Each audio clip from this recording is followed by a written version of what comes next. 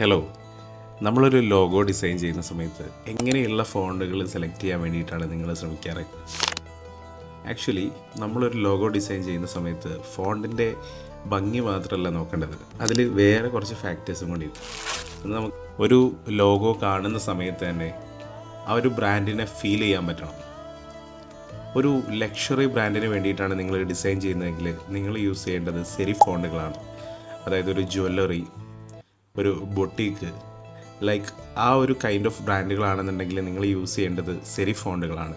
ഇനി വേറൊരു എക്സാമ്പിൾ, ഒരു ടെക് ബ്രാൻഡിന് വേണ്ടിയിട്ടാണ്, ഒരു ഫ്യൂച്ചറിസ്റ്റിക് ആയിട്ടുള്ള ഒരു ബ്രാൻഡ് ഫീൽ നൽകാനാണ് നിങ്ങൾ ഉദ്ദേശിക്കുന്നതെങ്കിൽ നിങ്ങളതിന് സാൻസ് സെരിഫ് ഫോണ്ടുകളാണ് യൂസ് ചെയ്യേണ്ടത്.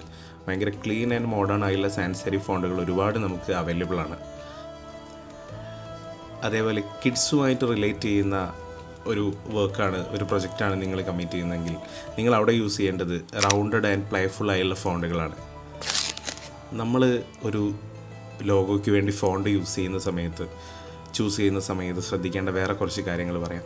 അതിന് നല്ല റീഡബിലിറ്റി ഉണ്ടാവണം.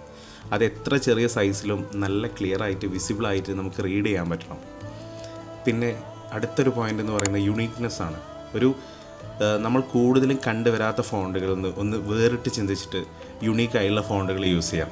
ഇനി അതല്ലെങ്കിൽ നമുക്കൊരു യുണീക്കായിട്ടുള്ള ഫോണ്ട് ആക്കി എടുക്കാൻ പറ്റും. ചില ഫോണ്ടുകൾ, ക്ലീൻ ഫോണ്ട്സിന് തന്നെ ചെറിയ ചെറിയ മിനിമലായുള്ള മോഡിഫിക്കേഷൻസ് കൊടുത്തിട്ട് നമുക്കതിനെ ഒരു യുണീക്നെസ്സിലേക്ക് കൊണ്ടുവരാൻ പറ്റും. അതേപോലെ തന്നെ ലെറ്റേഴ്സ് തമ്മിലുള്ള അകലം, ലൈൻസ് തമ്മിലുള്ള അകലം, ഇതെല്ലാം ബാലൻസ് ചെയ്ത് കൊണ്ടുപോയെങ്കിൽ മാത്രമേ ഒരു ലോഗോ എലഗൻ്റായിട്ട് വർക്ക് ആവുകയുള്ളൂ. ഒരു നല്ല ലോഗോക്ക് യൂസ് ചെയ്യുന്ന ഫോണ്ട് എപ്പോഴും മെമ്മറബിൾ ആയിരിക്കും. ആളുകൾ നമ്മളെ ബ്രാൻഡിനെ നോക്കുന്ന സമയത്ത് തുടക്കത്തിൽ കാണുന്നത് നമ്മളെ ബ്രാൻഡിൻ്റെ ലോഗോ തന്നെയായിരിക്കും.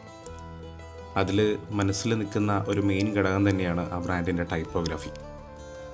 അപ്പോൾ ഇനി നിങ്ങളൊരു ബ്രാൻഡിന് വേണ്ടി ഒരു ലോഗോ ഡിസൈൻ ചെയ്യുന്ന സമയത്ത് നിങ്ങൾ എന്തായാലും ഇത്തരം കാര്യങ്ങളൊക്കെ വിചാരിക്കുന്നു. നിങ്ങളെ തോട്ട്സ് നിങ്ങൾ കമൻറ്റ് ചെയ്യൂ.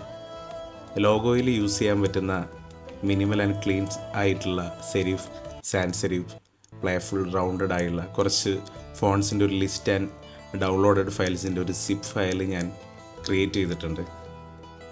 സോ വീഡിയോയ്ക്ക് താഴെ ലിങ്ക് എന്ന് കമൻറ്റ് ചെയ്ത് കഴിഞ്ഞാൽ ഞാൻ നിങ്ങളെ DVMലേക്ക് അത് ഷെയർ ചെയ്ത് തരാം.